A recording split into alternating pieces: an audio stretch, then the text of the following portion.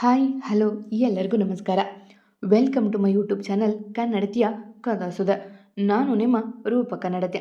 ದಯಮಾಡಿ ಸಬ್ಸ್ಕ್ರೈಬ್ ಮಾಡಿ, ಲೈಕ್ ಮಾಡಿ, ಕಮೆಂಟ್ ಮಾಡಿ, ಇತರರಿಗೂ ಶೇರ್ ಮಾಡಿ. ಪ್ರೇಮ ಸಂಗಮ ಭಾಗ 31. ಅತ್ತೆ ಮಾವ, ನನ್ನ ಆರತಿಯನ್ನು ಮದುವೆ ಆಗಿರೋ ಕಾರಣ ನಿಮಗೆ ಗೊತ್ತೇ ಇದೆ. ಅವಳು ನನ್ನ ಮಗನಿಗೆ ಅಮ್ಮ ಆಗಿರ್ತಾಳಷ್ಟೆ ಎಂದ ಎತ್ತಲು ನೋಡುತ್ತಾ. ಅದೇ ಮಾತನ್ನು ನಿನ್ನೆ ಅವರ ಮನೆಯಲ್ಲಿ ಹೇಳಲು ಏನಾಗಿತ್ತು? ಹಾಗಂದ್ರೆ ಹೇಗಪ್ಪ? ನಮಗಿರೋದು ಒಬ್ಬಳೇ ಮಗಳು, ಅವಳ ಜೀವನ ನೋಡಬೇಕು ಅಂತ ನಮಗೂ ಆಸೆ ಅಲ್ವಾ ಎಂದು ಮಂಗಳ ಕಣ್ಣು ತುಂಬಿಕೊಂಡು ಹೇಳಿದ್ದೆ. ಈ ವಿಷಯದಲ್ಲಿ ನನ್ನ ಮತ್ತೆ ಕೇಳಬೇಡಿ ಅತ್ತೆ. ನಿಮ್ಮ ಮಗಳು ನಮ್ಮ ಮನೆಯಲ್ಲಿ ಸೊಸೆಯಾಗಿ ಅಮ್ಮನಾಗಿರ್ತಾಳೆ, ಆದರೆ ಎಂದಿಗೂ ಅವಳು ನನ್ನ ಹೆಂಡತಿ ಆಗೋದಿಲ್ಲ ಎಂದು ಆಚೆ ನಡೆದರೆ ಆಗಷ್ಟೇ ಖುಷಿಯಿಂದ ಇದ್ದ ಮನೆಗಳು ಮುದುರಿದ್ವು. ಅಪ್ಪ ಅಮ್ಮ, ನೀವಿಲ್ಲೇ ಕೂತಿರಿ. ಚಾಮ್, ನೀವು ತಾತನ ಬಳಿ ಮಾತಾಡ್ತಾ ಇರಿ, ನಾನು ಅಪ್ಪನ ಬಳಿ ಮಾತಾಡಿ ಕರ್ಕೊಂಡು ಬರ್ತೀನಿ ಎಂದು ಹೇಳಿ ಕೋಪದಿಂದ ಅವನ ಹಿಂದೆ ಓಡಿದ್ಲು ಆರತಿ. ಆಚೆ ಬಂದು ಕೈ ಕಟ್ಟಿ ನಿಂತಿದ್ದ ವಿಷ್ಣು. ಅವನ ಮನದಲ್ಲಿ ನೂರಾರು ಯೋಚನೆಗಳು, ಸಾವಿರಾರು ಪ್ರಶ್ನೆಗಳು, ಹಾಗೆ ಹತ್ತಾರು ಗೊಂದಲಗಳು.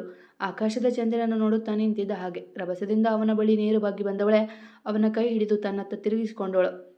ವಿಷ್ಣು ಎಂದು ಕೋಪದಿಂದ ಕೂಗಿದಳು ಅವನನ್ನು ದಿಟ್ಟಿಸಿ. ನಿಮಗೆ ಮೊದಲೇ ಹೇಳಿದ್ದೆ ತಾನೆ ನನ್ನ ಅಪ್ಪ ಅಮ್ಮನ ಮನಸ್ಸಿಗೆ ನೋವು ಮಾಡಬೇಡಿ ಅಂತ. ಅವರು ನಮ್ಮಿಬ್ಬರನ್ನ ಒಂದೇ ಕೋಣೆಗೆ ಕಳಿಸಿದ ತಕ್ಷಣ ಎಲ್ಲ ಮುಗಿದೋಗಿತ್ತಾ?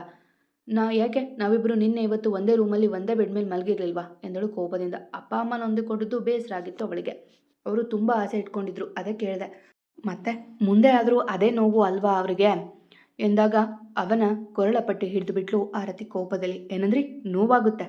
ಯಾವಾಗ ನೋವಾಗುತ್ತೆ ಅಂತ ಇವತ್ತು ನೋವು ಮಾಡಿದ್ರಾ? ಹಾಗಿದ್ರೆ ಯಾವತ್ತೂ ಸಾಯ್ತಾನೆ ಅಂತ ಊಟ ಬಿಟ್ಟಿರ್ತೀರಾ ಎಂದು ಹೇಳುತ್ತಿದ್ದರೆ ಅವ ಶಾಂತನಾಗಿ ಅವಳನ್ನೇ ನೋಡುತ್ತಿದ್ದ. ಹೇಳಿ, ಮೊನ್ನೆ ರಾತ್ರಿ ನಿಮ್ಮ ಅಮ್ಮ ನನ್ನ ತಯಾರು ಮಾಡಿ ನಿಮ್ಮ ಬಳಿ ಕರೆದುಕೊಂಡು ಬರುವಾಗ ಅತ್ತೆ, ನಾನು ಆರಿನ ಅಮ್ಮ ಆಗಿ ಬಂದಿರೋದು ಇದೆಲ್ಲ ಬೇಡ ಅಂತ ಹೇಳಿದ್ನ, ಅಥವಾ ದೇವಸ್ಥಾನಕ್ಕೆ ಹೋಗಿ ಅಂದಾಗ ಆಗಲ್ಲ ಅನ್ನ ಎಂದು ಅವಳು ಮುಖ ದಪ್ಪ ಮಾಡಿಕೊಂಡು ಹೇಳಿದಿದ್ರೆ ಅವ ಕೈ ಕಟ್ಟಿ ಹಾಗೆ ನೋಡುತ್ತಿದ್ದ. ಒಂದು ಕ್ಷಣಕ್ಕೂ ಅವಳ ಕೈಯಿಂದ ಕೊರಳ ಪಟ್ಟಿ ಬಿಡಿಸಿಕೊಳ್ಳಲೇ ಇಲ್ಲ. ಹೇಳಿ, ನನ್ನ ಆರ್ಯನಿಗಾಗಿಯೇ ನಿಮ್ಮ ಜೊತೆ ಮದುವೆ ಆಗಿದ್ದು, ಆದರೆ ನಾನೇನು ನಿಮ್ಮ ಕೈ ಕಾಲು ಹಿಡಿದು ಮದುವೆ ಆಗಿ ಅಂತ ಕೇಳಿದ್ನ? ಇಲ್ಲ ತಾನೆ ಎಂದು ಅವನ ಕೊರಳ ಪಟ್ಟೆ ಬಿಟ್ಟು, ಇದೇ ಕೊನೆ, ನಮ್ಮ ಅಪ್ಪ ಅಮ್ಮನ ಮನಸ್ಸಿಗೆ ನೋವು ಕೊಡೋದಾದರೆ ಯಾವತ್ತೂ ನಮ್ಮ ಮನೆಗೆ ಬರೋದಕ್ಕೆ ಹೋಗಬೇಡಿ ಎಂದು ಕಣ್ಣುರಿಸಿಕೊಂಡು ಅಲ್ಲಿಂದ ಒಳಗೆ ಬಂದ್ಲು. ಅಮ್ಮ ಸಾರಿ ಅದು ಎಂದು ಬಂದವಳ ತಬ್ಬಿ, ಆರು ಅವ್ರ ಜೊತೆ ಜಗಳ ಮಾಡಿದ್ಯಾ? ಏನಂದ್ರು? ನಾವು ಅತಿ ಆಸೆ ಪಟ್ವಿ ಅನಿಸುತ್ತೆ. ನಿಮ್ಮ ಮದುವೆ ಹೇಗಾಯಿತು ಅಂತ ಗೊತ್ತಿದ್ದು ಕೇಳಿದ್ದು ತಪ್ಪು. ಅವರು ಬೇಜಾರಾಗಿದ್ದಾರಾ ಎಂದು ಮಂಗಳವರು ಕೇಳುವಾಗ ಅವರ ಹಣೆಗೆ ಮುತ್ತಿಟ್ಟು, ಇಲ್ಲಮ್ಮ, ಅವರಿಗೆ ಆಫೀಸ್ ಟೆನ್ಷನ್ ಇತ್ತು ಅಂತ. ಅವರು ನಾಳೆ ಇಲ್ಲಿಗೆ ಬರೋಣ ಅಂದರೆ ನಾನು ಬ್ಲ್ಯಾಕ್ ಮೇಲ್ ಮಾಡಿ ಕರೆದುಕೊಂಡು ಬಂದೆ, ಅದಕ್ಕೆ ನನ್ನ ಮೇಲಿರೋ ಕೋಪ ನಿಮ್ಮ ಮೇಲೆ ತೋರಿಸ್ಕೊಂಡಿದ್ದಾರೆ ಎಂದು ಹೇಳಿ ಅವರಿಗೆ ಸಮಾಧಾನ ಮಾಡಲು ನೋಡಿದ್ಲು. ಹೌದಾ, ನಾವು ಮಾತಾಡಿದ್ದಕ್ಕೆ ಬೇಜಾರಾಗಿದ್ದಾರೆ ಅಳಿಯಂದ್ರು ಎಂದರು ಮಂಗಳ ತಾವು ಬೇಸರ ಮಾಡಿಕೊಂಡು. ಇಲ್ಲ ಅಮ್ಮ, ಅವರು ಹಾಗೆಲ್ಲ ಬೇಜಾರು ಮಾಡ್ಕೊಳ್ಳಲ್ಲ ಎಂದು ಹೇಳಿ, ಅಪ್ಪ ಸಾರಿ, ನೀವು ಅವ್ರಿಗೆ ಬಲವಂತ ಮಾಡಬೇಡಿ. ನನ್ನ ಮಗನಿಗಿನ್ನೂ 4 ವರ್ಷ ಆಗಿದೆ, ಆದರೆ ಅವನಿಗೆ ಸ್ವಲ್ಪ ಹೆಲ್ತ್ ಪ್ರಾಬ್ಲಮ್ ಬೇರೆ, ಅದಕ್ಕೆ ಸದ್ಯಕ್ಕೆ ಮಗು ಎಲ್ಲ ಇಲ್ಲ ಎನ್ನುವಾಗ ಒಳಗೆ ಬಂದ ವಿಷ್ಣು. ಮಾವ, ಚಾಂಪ್ ನಿಮ್ಮ ಜೊತೆ ಮಲಗ್ತಾನೆ, ಓಕೆ ಅಲ್ವಾ ಎಂದು ಕಣ್ಣು ಮಿಟುಕಿಸಿದ್ರು. ಹ್ಞೂ ಪಪ್ಪ, ನಾನು ಅಜ್ಜಿ ತಾತ ಜೊತೆ ಮಕ್ಕತೀನಿ ಎಂದು ಅವನೇ ಮೊದಲಾಗಿ ಹೇಳಿದ್ದ. ಅವನಿಗೆ ಏನೋ ಖುಷಿ ಅವರ ಜೊತೆ ಇರುವುದೆಂದರೆ. ಮಾವ, ಅತ್ತೆ ನಿಮಗೆ ಬೇಜಾರಾಯ್ತಾ ಎಂದು ಕೇಳಿದ ಇಬ್ಬರು ನೋಡುತ್ತಾ. ಬೇಸರ ಆದರೂ ಹೇಗೆ ತಾನೇ ಹೇಳಿ ಯಾರು? ಸುಮ್ಮನಿದ್ರು ಮಂಗಳ. ಇಲ್ಲಪ್ಪ, ಹಾಗೇನೂ ಇಲ್ಲ, ನಿನ್ನ ಮನಸ್ಥಿತಿ ಅರಿಯದೆ ನಾವೇ ಅತಿಯಾಗಿ ಮಾತಾಡಿದ್ವಿ, ನಮ್ಮನ್ನು ಕ್ಷಮಿಸಿ ಬಿಡಿ ವಿಷ್ಣು ಎಂದರು ಗಿರೀಶ್. ಅದನ್ನು ಕೇಳಿ ಅವನ ಮೇಲೆ ಅವನಿಗೆ ಬೇಸರಾಗಿತ್ತು. ಸಾರಿ ಮಾವ, ಅತ್ತೆ ನಾನು ತಮಾಷೆ ಮಾಡಿದ್ದು. ಅಮ್ಮವರು ನಾನು ನಾಳೆ ಹೋಗೋಣ ಅಂದರೆ ಕೇಳದೆ ಕರೆದುಕೊಂಡು ಬಂದರು, ಅದು ಸಹ ನನ್ನ ಜೊತೆ ಮಾತಾಡದೆ ಬ್ಲ್ಯಾಕ್ ಮೇಲ್ ಮಾಡಿ, ಅದಕ್ಕೆ ನಾನು ಚಮಕ್ ಕೊಟ್ಟೆ ಎಂದು ಕಣ್ಣು ಮಿಟುಕಿಸಿದಾಗ ಕಣ್ಣು ಬಿಟ್ಟು ನೋಡಿದ್ರು ಗಿರೀಶ್ ಮಂಗಳ. ಆದರೆ ಆರತಿ ಮಾತ್ರ ಕಣ್ಣು ಮುಚ್ಚದೆ ನೋಡುತ್ತಿದ್ಲು ಅವಳನ್ನು. ಇವಾಗ ನೀವು ಚಾಂಪ್ನ ಕರೆದುಕೊಂಡು ಹೋಗಿ, ನಾವು ಮುಂದಿನೊಂದು ನೋಡ್ಕೊಳ್ತೀವಿ ಎಂದು ಆರತಿ ಬಳಿ ಬಂದು, ಏನು ಮೇಡಮ್ ಏನನ್ನು ಹೇಳ್ತಿದ್ರೆ ಎಂದು ಅವಳ ಮಾತನಾಡಿಸಿದ. ಅವನು ಕೊಟ್ಟ ಶಾಕ್ನಿಂದ ಆಚೆ ಬರದೇ ಇದ್ದಾಗ ಅವಳನ್ನು ತೋಳಿನಲ್ಲಿ ಹೊತ್ತು ಬಿಟ್ಟ. ಹೇ ಅಪ್ಪ ಅಮ್ಮನ ಎತ್ತೋತು, ಹೇ ನಾಳೆ ನನಗೆ ತಂಗಿ ಪಾಪು ಬರುತ್ತೆ ಎಂದು ಚಪ್ಪಾಳೆ ತಟ್ಟಿದ ಆರ್ಯ. ತಕ್ಷಣ ವಿಷ್ಣುವನ್ನೇ ಗುರಾಯಿಸಿ ನೋಡಿದ್ಲು.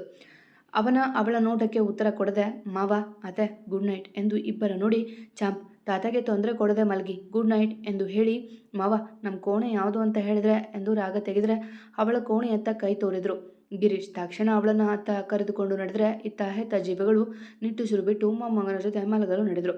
ಇತ್ತ ಕೋಣೆಗೆ ಕರೆದುಕೊಂಡು ಬಂದು ಅವಳನ್ನು ಮಂಚದ ಮೇಲೆ ಕೂರಿಸಿದ ವಿಷ್ಣು ಡೋರ್ ಕ್ಲೋಸ್ ಮಾಡಿ ಮತ್ತೇನು ಯೋಚನೆ ಮಾಡದೆ ತನ್ನ ಶರ್ಟ್ ತೆಗೆಯತೊಡಗಿದ. ಕುಳಿತಲ್ಲೇ ಬರೆದ್ಲು ಆರತಿ. ಏ ಯಾಕೆ ಶರ್ಟ್ ತೆಗಿತಾ ಇದ್ದೀರಾ ಎಂದಳು ಭಯದಿಂದ. ಅದಾಗಲೇ ಅವ ಅರ್ಧ ಬಟನ್ ತೆಗೆದಿದ್ದ. ಅವನ ಹರವಾದ ಇದೆಯ ದರ್ಶನ ಆಗುತ್ತಿತ್ತು. ಏನಾರು ನೀನು ಸಣ್ಣ ಮಗು ಥರ ಕೇಳ್ತೀಯ, ಯಾಕೆ ಶರ್ಟ್ ತೆಗಿತಾ ಇದ್ದೀನಿ ಅಂತ ನಿಂಗೆ ಗೊತ್ತಿಲ್ವಾ ಎಂದು ಪೂರ್ತಿ ಬಟನ್ ಓಪನ್ ಮಾಡಿ ಅವಳಿಗಂತೂ ತೀರದ ಮುಜುಗರ. ವಿಷ್ಣು ತಮಾಷೆ ಮಾಡಬೇಡಿ ಎಂದು ಅವನ ದೂರ ತಳ್ಳಲು ನೋಡಿದರೆ ಆಗಬೇಕಲ್ಲ. ಹಾಗೆ ಅವಳನ್ನು ಹಾಸಿಗೆಗೆ ಒರಗಿಸಿದವ, ತಮಾಷೆ ನೋವೇ ಎಂದು ತಾನು ಹಾಗೆ ಅವಳ ಮೇಲೆ ಬಾಗುತ್ತಾ, ಆವಾಗಲೇ ಏನೇನೋ ದೊಡ್ಡ ದೊಡ್ಡ ಮಾತು ಆಡ್ತಿದ್ದೆ, ನನಗೆ ಒಪ್ಪಿಗೆ. ಒಂದಲ್ಲ 100 ಮಕ್ಕಳಾದರೂ ಸಾಕು ಅಷ್ಟು ಯೋಗ್ಯತೆ ನನಗಿದೆ. ಹೇಳು, ವರ್ಷಕ್ಕೊಂದು ಮಗು ನೀನು ಕೊಡ್ತೀಯಾ ಎಂದ ವಿಷ್ಣು ಅವಳ ಮೊಗದತ್ತ ಮೊಗ ತಂದು. ವಿ ವಿ ವಿಷ್ಣು ಎಂದು ಅವಳು ಹೆದರುತ್ತಾ ತುಟಿ ಅದರಿಸುವಾಗ, ಹ್ಞೂ ಹೇಳು ಎಂದು ಅವಳ ಸೀರೆಗೆ ಕೈ ಹಾಕಿದ್ದೆ ಬೆಚ್ಚಿ ಅವನನ್ನೇ ತಬ್ಬಿ ಬಿಟ್ಲು ಆರತಿ. ಸರಿ, ಆದರೆ ಆರ್ಯನ ಆಪರೇಷನ್ ಆಗುವವರೆಗೂ ಮಗು ಬೇಡ. ಅವನನ್ನು ಆರೈಕೆ ಮಾಡಬೇಕಲ್ವಾ?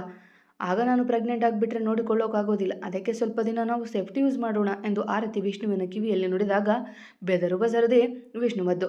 ಏ ಆರತಿ ಏನು ಹೇಳ್ತಿದೀಯಾ ಎಂದು ಅವ ಹಿಂದೆ ಸರಿಯಲು ನೋಡಿದರೆ ಅವನ ಕೊರಳ ಪಟ್ಟಿ ಹಿಡಿದ ಆರತಿ, ಹಾಂ, ನಿನಗೂ ಆಸೆ ಇರುತ್ತೆ ಅಲ್ವಾ, ನನಗೂ ಒಪ್ಪಿಗೆ ಇದೆ ಎಂದು ಅವನ ಕಣ್ಣಲ್ಲಿ ಕಣ್ಣಿಟ್ಟು ಹೇಳಿದಾಗ ಬೆಚ್ಚಿ ಬಿಟ್ಟ ವಿಷ್ಣು ಪಾಪ.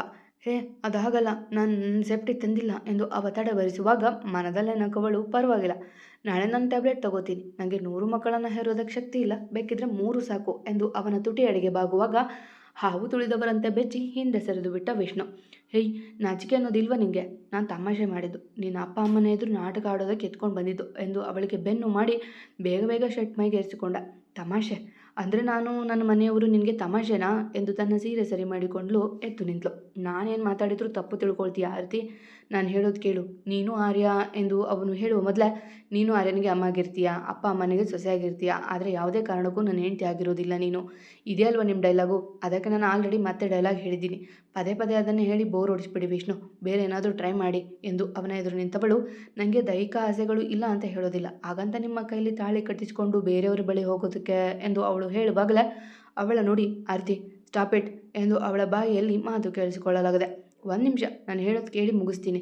ಪದೇ ಪದೇ ಹೇಳಿದ್ದೆ ಹೇಳೋಕೆ ನಿಮ್ಮ ಬಾಯಲ್ಲಿ ಕೇಳಿದ್ದೆ ಕೇಳೋಕೆ ನಂಗೆ ಆಗೋದಿಲ್ಲ ಎಂದು ಅವನ ಕೈ ಹಿಡಿದು, ನಿಮ್ಮ ಜೀವನದಲ್ಲಿ ಏನಾಗಿದೆ ನನಗೆ ಗೊತ್ತಿಲ್ಲ, ಹಾಗಂತ ಅದನ್ನು ನಾನು ಕೆದಕೋದೂ ಇಲ್ಲ. ನಿಮಗೆ ಹೇಳಬೇಕು ಅನಿಸಿದಾಗ ಹೇಳಿ. ಈಗ ನನಗೆ ಆರ್ಯ ಅಷ್ಟೇ ಮುಖ್ಯ. ಆರ್ಯನಿಗಾಗಿ ನಾನು ಏನು ಬೇಕಿದ್ರೂ ಮಾಡ್ತೀನಿ. ನಿಮ್ಮ ಮೇಲೆ ನನಗೂ ಸದ್ಯಕ್ಕೆ ಪ್ರೀತಿ ಇಲ್ಲ. ಪ್ರೀತಿ ಆದಮೇಲೆ ನೀವು ಬಯಸಿದರೆ ಮಾತ್ರ ನಾನು ನಿಮಗೆ ಹೆಂಡತಿ ಆಗ್ತೀನಿ. ಇಲ್ಲಾಂದರೆ ಕೊನೆವರೆಗೂ ಆರ್ಯನಿಗೆ ಅಮ್ಮ ಆಗೇ ಇರ್ತೀನಿ.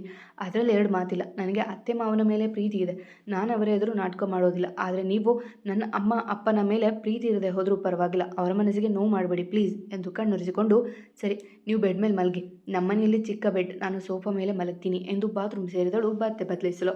ಅವ ಹಾಗೆ ನಿಂತಿದ್ದ ಅವಳ ಮಾತುಗಳನ್ನು ನೆನೆದು 2 ದಿನದಲ್ಲಿ ಅವಳ ಮನಸ್ಸಿಗೆ ಅಷ್ಟೊಂದು ನೋವು ಮಾಡಿದ್ದಾನವ. ಹೆಣ್ಣು ಮಕ್ಕಳಿಗೆ ಜೀವನದಲ್ಲಿ ಅದೊಂದೇ ಮುಖ್ಯ ಅಂತ ತಿಳಿದಿನವ.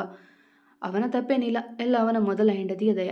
ಛೆ, ಈ ಹುಡುಗಿಯರನ್ನು ಅರ್ಥ ಮಾಡ್ಕೊಳ್ಳೋದೇ ಕಷ್ಟ ಎಂದು ತಲೆ ಕೆರೆದುಕೊಂಡು ಹಾಗೆ ಹಾಸಿಗೆ ಮೇಲೆ ಉರುಳಿದ. ಅಷ್ಟರಲ್ಲಿ ಅವಳು ಬಂದು ಲೈಟ್ ಆಫ್ ಮಾಡಿ ಸೋಫಾ ಮೇಲೆ ಮಲಗಲು ಹೊರಟ್ರೆ, ನನ್ನ ಮೇಲೆ ನನಗೆ ನಂಬಿಕೆ ಇದೆ, ನಿನ್ನ ಮೇಲೆ ನಿನಗೆ ನಂಬಿಕೆ ಇದ್ದರೆ ಆರಾಮಾಗಿ ಬೆಡ್ ಮೇಲೆ ಮಲಗಬಹುದು ಎಂದು ಕಣ್ಮುಚ್ಚಿ ಹೇಳಿದಾಗ ಮತ್ತೇನು ಹೇಳದೆ ಅವನ ಪಕ್ಕ ಮಲಗಿದ್ಲು. ಇತ್ತ ತಾತ ಅಜ್ಜಿಯ ಕತೆ ಕೇಳುತ್ತಾ ಬೇಗ ಮಲಗಿದ್ರು. ಗುಡ್ ಬೈ ಆರ್ಯ. ಬೆಳಗ್ಗೆ ಅವ ಬೇಗ ಎದ್ದು ಬಿಟ್ಟಿದ್ದ. ಪಕ್ಕದಲ್ಲಿ ಅಪ್ಪ ಅಮ್ಮ ಇರದಿದ್ದಕ್ಕೆ ಮುಗಿಯಲಿಲ್ಲ. ತಾತ ತಾತ ನಂಗೆ ಮಮ್ಮಿ ಬೇಕು ಎಂದ ಕಣ್ಮುಚ್ಚಿ ಅಳುತ್ತಲೆ. ಮಮ್ಮಿ ಮಲಗಿದ್ದಾಳೆ ಕಂದ, ನೀನು ಸ್ವಲ್ಪ ಹೊತ್ತು ಮಲಗು ಎಂದರು ಗಿರೀಶ್ ಅವನ ತಲೆ ನಿವರಿಸಿ. ಇಲ್ಲ ಇಲ್ಲ, ನಂಗೆ ಮಮ್ಮಿ ಬೇಕು, ಪಪ್ಪ ಬೇಕು ಎಂದು ಅಳುತ್ತಾ ಕೇಳಿದಾಗ ವಿಧಿ ಇಲ್ಲದೆ ಮಡದಿಯ ನೋಡಿದ್ರು ಗಿರೀಶ್. ನಾನೇ ಹೋಗಿ ಕೊಟ್ಟು ಬರ್ತೀನಿ, ಇನ್ನೂ 4 ಗಂಟೆ, ಪಾಪ ಮಲಗಿಲ್ಲ ಅವಳು ಎಂದು ಮೊಮ್ಮಗನ ಹೆಗಲ ಮೇಲೆ ಹಾಕಿಕೊಂಡು ಮೆಟ್ಟಿಲು ಹತ್ತಿದ್ರು ಮಂಗಳ. ಆರತಿ ಆರತಿ ಎಂದರು ಮೆಲ್ಲಗೆ ಬಾಗಿಲು ಬಡಿದು. ಹಾ ಮಮ್ಮಿ, ಏನು ಎಂದು ನಿದ್ದೆಯಲ್ಲಿ ಹೇಳಿದ್ಲು ಮೆಲ್ಲಗೆ. ನಿನ್ನ ಮಗ ಅಳ್ತಿದ್ದಾನೆ ಎಂದು ಅವರು ಹೇಳುವಾಗಲೇ, ಮಮ್ಮಿ ಅಳು ಮಮ್ಮಿ, ಎದ್ದಿದ್ದಿಲ್ಲ ಎಂದು ಆರ್ಯ ಅಳುವಾಗ ತಡಬಡಿಸಿ ಎದ್ದು ಬಂದು ಬಾಗಿಲು ತೆಗೆದ್ರೆ ಮಂಗಳ ಬಾಯಿ ಮುಚ್ಚಿಕೊಂಡು ನಗತೊಡಗಿದ್ರು. ಯಾಕಮ್ಮ ನಗ್ತೀಯಾ, ಕೊಡು ಜಾಮ್ನ ಎಂದು ಕೈ ಚಾಚಿದಾಗ ಹಣೆ ಚಚ್ಚಿಕೊಂಡು, ನಿನಗೆ ಮದುವೆ ಆಗಿದೆ ಕಣೆ, ಬಾಗಿಲು ತೆಗೆಯೋಕೆ ಮುಂಚೆ ಒಮ್ಮೆ ಕನ್ನಡಿಯಲ್ಲಿ ನೋಡಿಕೊಂಡು ಬಾಗಿಲು ತೆಗೆ.